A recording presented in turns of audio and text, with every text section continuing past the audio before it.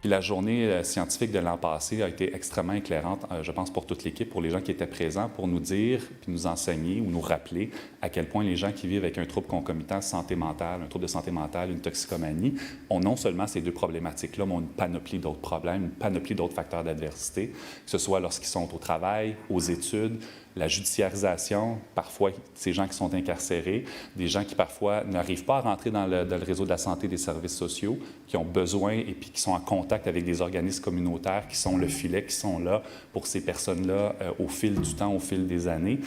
Et on s'est aperçu à quel point les besoins de ce groupe de personnes qui ont un trouble concomitant sont variés bien au-delà de leur toxicomanie, bien au-delà de leurs problèmes de santé mentale.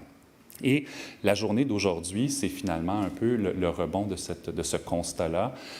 En fait, ce constat que pour arriver à mieux servir ces personnes-là, à mieux les aider, il faut que la réponse vienne non seulement, évidemment, du réseau de la santé et des services sociaux, mais doit aussi venir en partenariat avec l'ensemble des acteurs qui sont impliqués auprès de ces personnes-là, non seulement au niveau des organismes communautaires, mais aussi l'ensemble des autres partenaires, que ce soit du milieu de l'éducation, du milieu judiciaire, par exemple, et autres organismes qui sont impliqués auprès de ces personnes-là. Et au menu d'aujourd'hui, en fait, ce qu'on veut, c'est plonger dans le cœur du sujet. Comment faire pour mieux travailler ensemble? On ne se le cachera pas, puis on va en parler un peu aujourd'hui. Il y a des défis. Ce n'est pas toujours simple de travailler puis de rassembler tous ces acteurs-là pour mieux servir des populations. Mais je pense que ce travail-là est absolument nécessaire, incontournable. Et le but de la journée, c'est d'essayer d'aller un peu plus loin, de voir comment on peut mieux travailler tout le monde ensemble, comment aller au-delà des différences de culture, et puis trouver des solutions concrètes pour pouvoir aller plus loin et mieux servir ces personnes qui vivent avec un trouble concomitant. Quelles sont des stratégies qu'on peut mobiliser pour soutenir les actions intersectorielles? Si je devais résumer, je dirais qu'il faut mettre sur pied des espaces qui mettent en relation des acteurs qui n'ont pas l'habitude de travailler ensemble. Ces espaces vont les amener à prendre du recul par rapport à leur façon de faire et à voir ensemble comment on peut mieux faire. Et ça a été en fait concrétisé en mettant sur pied des communautés stratégiques dont, par exemple, le secteur socio-sanitaire, ça a été beaucoup utilisé en Estrie, après ça a été repris dans d'autres régions autour de différentes problématiques. C'est quoi une communauté stratégique? C'est des structures temporaires de collaboration composées d'intervenants de première ligne, donc qui connaissent les problèmes, des milieux institutionnels et communautaires. C'est important aussi d'impliquer les cadres de premier niveau parce qu'ils apportent une perspective organisationnelle. Souvent, on est amené aussi à impliquer les médecins en pratique privée parce qu'il y a toujours un volet médical important. Et le mandat de ces structures, c'est de générer, mettre en pratique et évaluer des idées nouvelles. La communauté stratégique amène les gens vraiment à voir quelles sont les lacunes, par exemple, au niveau de l'organisation des services.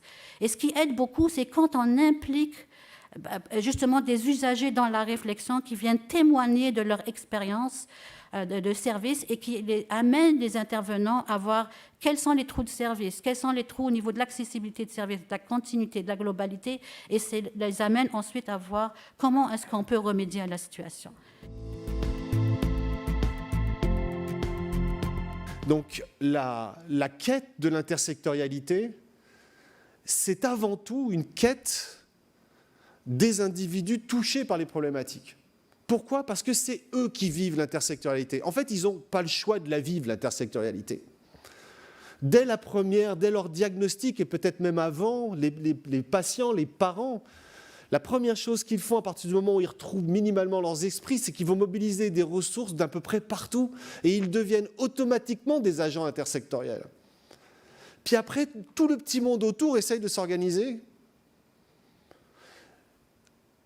à travers leur silo à eux. Alors, je pense que c'est essentiel aujourd'hui, dans un colloque en 2021, autour de cette thématique-là. On l'a dit aussi sur l'interdisciplinarité, on l'a souvent dit sur la question de la collaboration interprofessionnelle. Le principal agent, le principal levier de la collaboration interprofessionnelle, c'est le patient qui pose des questions ou sa famille qui pose des questions. J'avais 6 ans, comme hémophile, je me rappelle, à partir du moment où je posais une question à mon infirmière, elle allait voir mon physio, elle allait voir mon médecin, puis tout ce petit monde-là se parlait, puis d'un seul coup, ils travaillaient ensemble, parce que j'étais en action. Ou parce que ma famille était en action.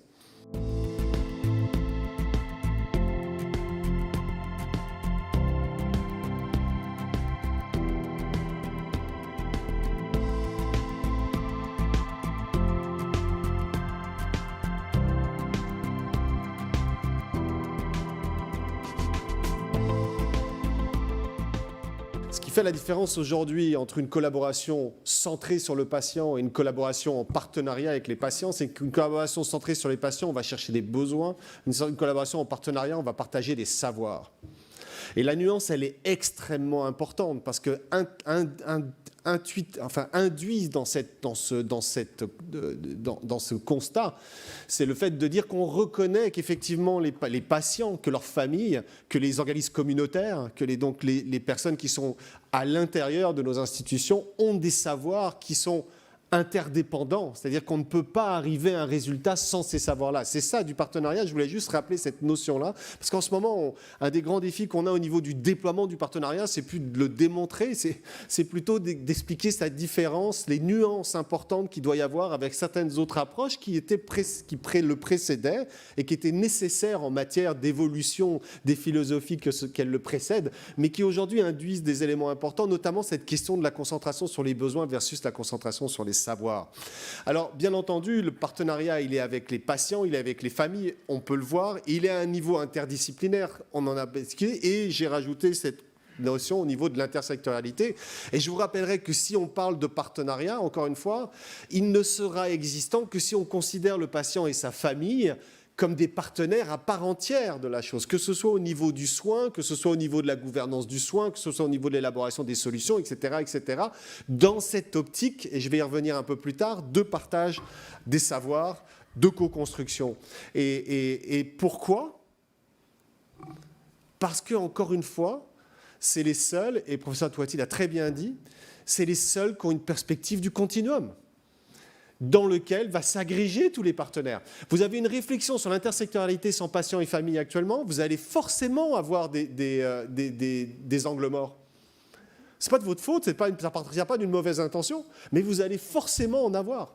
Et vous risquez de répéter les mêmes choses, c'est-à-dire de vous reconcentrer sur des choses sur lesquelles vous êtes déjà concentrés et reperpétuer des fois des solutions identiques. Donc, le partenariat, c'est de se redonner du souffle en injectant des savoirs qui sont fondamentalement intersectoriels et dont on a besoin pour faire avancer cette réflexion intersectorielle, que ce soit dans le micro-soin ou que ce soit à des niveaux méso et macro. Et c'est encore plus vrai dans un contexte comme des personnes vivant avec des troubles concomitants.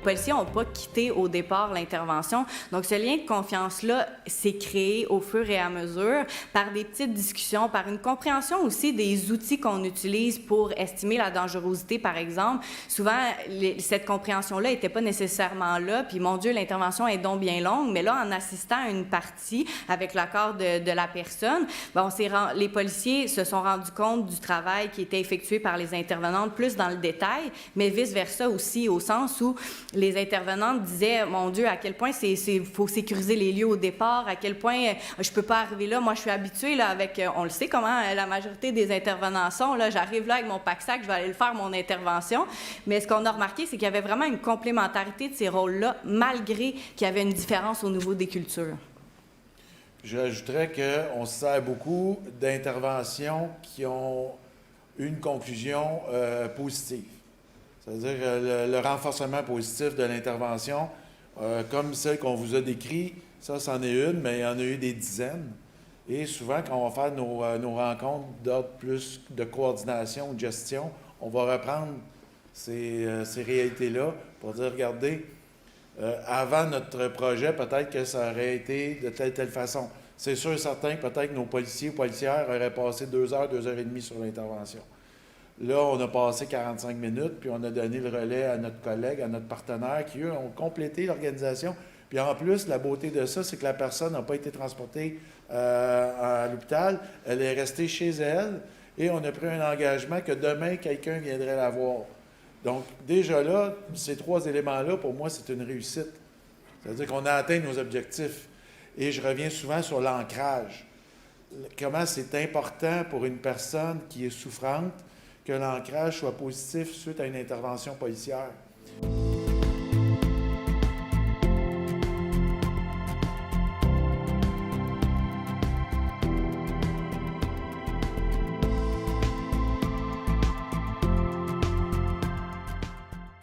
Puis il y a peut-être un propos qui m'a touchée, qui est directement en lien avec les bonnes pratiques et les méthodes qui favorisent l'innovation collaborative.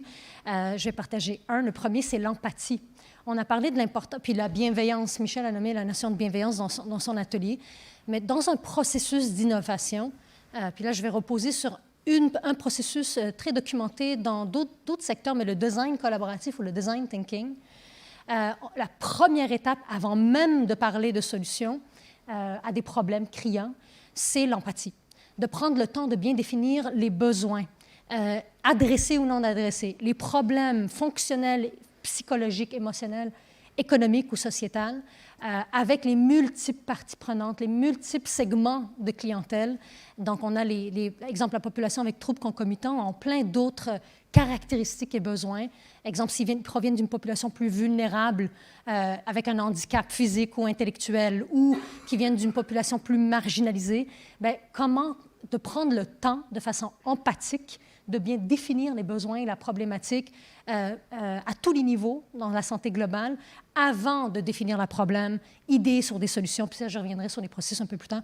Mais ça, pour moi, c'est pour faire réellement de l'innovation collaborative, il faut prendre le temps de façon, avec humilité, de bien comprendre les besoins et les caractéristiques de nos populations et des parties prenantes qui sont au service de ces populations-là pour réellement développer des solutions innovantes et créatives pour adresser ces besoins-là de façon intersectorielle et collaborative. Ma perspective personnelle, on peut peut-être penser à ajouter l'espace de médiation. Médiation sur... D'abord, on parlait aussi d'espace de dialogue entre des usagers, des proches et des professionnels, mais aussi entre professionnels, entre établissements, entre le communautaire et les établissements, avec les autres partenaires que sont les municipalités, les ministères, etc. Mais créer ces espaces de médiation-là où on ne fait pas juste s'asseoir pour partager, mais on se donne des moyens, des mécanismes, des processus pour trouver des réponses ensemble. Trouver des réponses sur qu'est-ce qu'on veut, c'est quoi notre volonté, c'est quoi les valeurs qu'on porte qui nous sont communes, qui sont nos références, quels sont les moyens qu'on va privilégier, quels sont les projets sur lesquels on va travailler. Mais cet esprit de médiation nous permettrait d'aborder, de trouver des éléments de solution sur beaucoup de problématiques qui sont là quand on a la volonté de résoudre ça. Donc, la question qui était posée, c'était la question des faits saillants, mais également la question de quelles solutions pourraient être apportées. Moi, il y a 2 choses qui me semblent très importantes dans mon domaine. C'est la question du niveau local. Une des grandes difficultés à laquelle on est confronté en France dans le cadre de nos politiques publiques, c'est que tout est défini au niveau national. Donc, parfois, ça peut avoir un certain nombre d'avantages. On en a parlé avec Karine récemment sur la question de la gestion du Covid, par exemple, où voilà, le fait qu'il y ait des directives nationales très fortes a été plutôt positif. Mais sur la question des salles de consommation à moindre risque, le fait que les décisions soient prises au niveau national ne favorise pas du tout la collaboration intersectionnelle, alors qu'à l'inverse, dans un pays proche de la France, qui est la Suisse, toutes les décisions sont prises au niveau local. Et donc, au niveau local, la collaboration intersectionnelle en Suisse est très facile entre la police et les acteurs du médico-social qui ont un objectif commun parce que les décisions et les négociations se font au niveau local et donc sont moins bloquées, on va dire, dans des cultures professionnelles différentes. Donc ça, c'est le premier élément, essayer de penser des solutions au niveau local et d'avoir des leviers au niveau local pour ensuite faire bouger le national. Et le deuxième élément, c'est de créer des espaces de rencontres un peu neutres qui permettent de s'extraire un peu des oppositions dans les cultures professionnelles et donc de créer des espaces de rencontres entre les professionnels qui travaillent dans ces dispositifs, mais sans la présence de leur hiérarchie, pour que là, on soit sur des dialogues plutôt au niveau des individualités et du ressenti des personnes et de la manière dont elles pourraient ensuite construire ensemble, indépendamment des oppositions qui peuvent exister dans leur culture professionnelle et au niveau des enjeux de pouvoir, de trouver comment travailler des solutions collectives.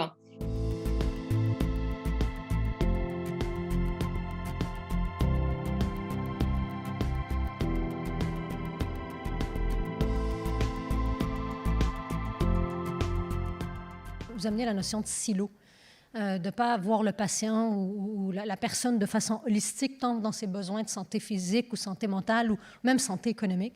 Je pense qu'un élément clé, c'est qu'il faut qu'il y ait un leadership fort de nos leaders à tous les niveaux de l'organisation, que ça parte du PDG ou d'un chef de département ou d'un regroupement clientèle. Il faut qu'on se dise dans un premier temps, designons nos trajectoires de soins et de services en partant d'une compréhension holistique des besoins des personnes, des patients et de leurs familles. Ça, c'est dans un premier temps. Facile à dire, pas facile à faire. Mais je pense que ça commence par là. Deuxièmement, je pense que dans nos structures, dans les trajectoires de soins qu'on dessine, de faire tomber ces silos-là dans la façon de prendre en charge que ce soit donc, lorsqu'on cartographie l'ensemble des trajectoires du moment où la personne rentre dans une porte jusqu'à son analyse de besoins et l'aiguillage vers les sous-trajectoires qui répondent le mieux à ses besoins, de travailler, des fois, c'est plusieurs équipes qui peuvent répondre à ces besoins-là. Donc, les responsables de ces nombreuses équipes-là qui travaillent ensemble pour designer une trajectoire qui essaye de réduire les silos le plus possible pour que le patient soit pris en charge de façon globale et holistique avec lui. Troisième élément, c'est sûr que nos structures de financement, des fois, créent ces barrières-là, malheureusement. Si on a des budgets attribués pour certains secteurs. Si vous designez, par exemple, vous êtes 3 équipes différentes avec 2 organisations différentes, vous tracez une nouvelle trajectoire de soins, mais les budgets sont basés sur des budgets historiques et non pas sur la valeur créée par votre nouvelle trajectoire. Donc, la structure de financement est un frein également, je pense, à une offre de trajectoire de soins, de services et de vie de façon globale et en partenariat multisectoriel, multi-organisationnel.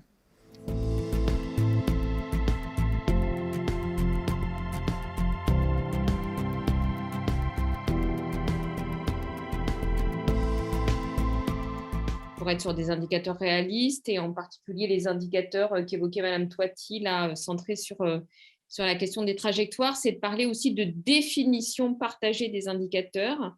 Et donc, je pense que alors, je parle de mon champ d'expertise, mais sur la question, par exemple, des personnes qui consomment des substances psychoactives, je pense que c'est extrêmement important dans la collaboration intersectorielle de ne pas la penser uniquement entre professionnels, mais d'intégrer également les personnes qui ont une expérience de vécu dans la définition des indicateurs qui vont évaluer la performance des actions qui leur sont destinées. Peut-être qu'en guise de synthèse, tout brièvement, on me demandait en moins de 5 minutes de faire une petite mini-synthèse tournée vers l'action. Au final, par quoi on commence encore cette question demain matin? Quelles sont les actions concrètes qu'on souhaite mobiliser chacun dans nos environnements? J'ai retenu vraiment plusieurs idées. Pour moi, il y a peut-être 3 grandes catégories que je souhaite mettre de l'avant aujourd'hui pour terminer la journée. Il y a la question on revient peut-être à l'individu, l'aspect relationnel. Il y a de l'individu au collectif pour comment... il y a une phrase qui m'a aussi marquée ce matin, je ne me rappelle plus qui exactement l'a prononcée, donc je vous en rappellerai, mais cette posture naïve, mais tournée vers le meilleur, donc de chercher à laisser de côté notre cynisme. Pour moi, ça va avec cette question de l'empathie qui a été nommée au tout début. Comment est-ce que, sur l'aspect relationnel, comment est-ce que dans les différents écueils, défis qu'on vit, comment est-ce qu'on peut créer cette ouverture à l'autre, cet espace de dialogue? Donc, concrètement, est-ce qu'il y a des espaces de dialogue qu'on peut introduire ou est-ce qu'on est en écoute avec les différentes parties prenantes qui incluent des professionnels d'autres formations, d'autres organisations, les pairs, la famille? Comment être vraiment dans une position d'écoute et la question de l'humilité qui est ressortie à plusieurs moments aussi. Pour moi, c'est tout interrelié là, sur cette position d'ouverture et de recherche de solutions à partir d'un espace de dialogue, aller chercher des expertises en médiation, comment on peut créer des conditions facilitantes dans ce dialogue-là. Donc, il y a certainement un élément qui tourne autour de ça. L'autre élément qu'on a beaucoup abordé de différentes manières, c'est vraiment l'expertise des personnes concernées qui souffrent de troubles concomitants, les proches aussi qui sont confrontés à ces situations-là, des personnes qui doivent non seulement être au centre, mais bien faire partie du cercle, qui sont les personnes qui doivent vraiment être mobilisées pour toutes les questions qu'on se pose. Même sur la question des indicateurs, j'y reviendrai, Marie le soulignait tantôt. Donc, comment est-ce qu'on doit mobiliser cette expertise-là de vécu, des proches également, et en mettant en profit la diversité de leur savoir, donc de ne pas les restreindre à une case, mais bien qu'ils soient de façon transversale toujours présents, et que c'est donc une voie de solution qu'on se questionne dans les différents défis, questions, difficultés, comment ils peuvent être une partie prenante autour de la table, et non plus peut-être au centre, mais plutôt autour avec nous, comment faire avec plutôt qu'au sujet de. C'est vraiment des thèmes qui sont ressortis de différentes façons, de façon importante. Et la question des indicateurs qui ressort, valoriser, donc, qu'est-ce que c'est performer? Bien, c'est quoi le rétablissement pour ces personnes concernées, justement? Qu'est-ce qui est important? Comment est-ce qu'on peut valoriser mieux que par nombre de dossiers? Donc, comment est-ce qu'on peut lier une vision, développer une vision commune, tant avec les financeurs, les gouvernements, nos différents partenaires organisationnels, une vision claire des indicateurs très importants et notamment tout ce travail de concertation qui prend beaucoup de temps. On parlait de ressources en termes de temps, de ressources en termes d'argent, mais il faut pouvoir tracer, documenter tous ces partenariats qui se mettent en place et qui sont importants. Et pour ce faire, bien, on a parlé aussi de développer à la fois des solutions innovantes localement, mais développer une vision commune en termes national pour qu'on puisse vraiment sentir qu'on développe un langage commun autour d'indicateurs de succès qui vont au-delà des indicateurs actuels qui sont très insatisfaisants. Donc, ce serait peut-être une petite synthèse autour des faits qui m'ont marqué. Donc, moi, je trouve ça extrêmement inspirant, puis j'espère que ça va pouvoir peut-être vous stimuler pour échanger avec vos collègues, avec les personnes qui vous consultent autour de solutions à ces défis. Puis, ça a été très enrichissant pour moi de réfléchir avec vous sur ces enjeux importants. Un grand merci de votre participation.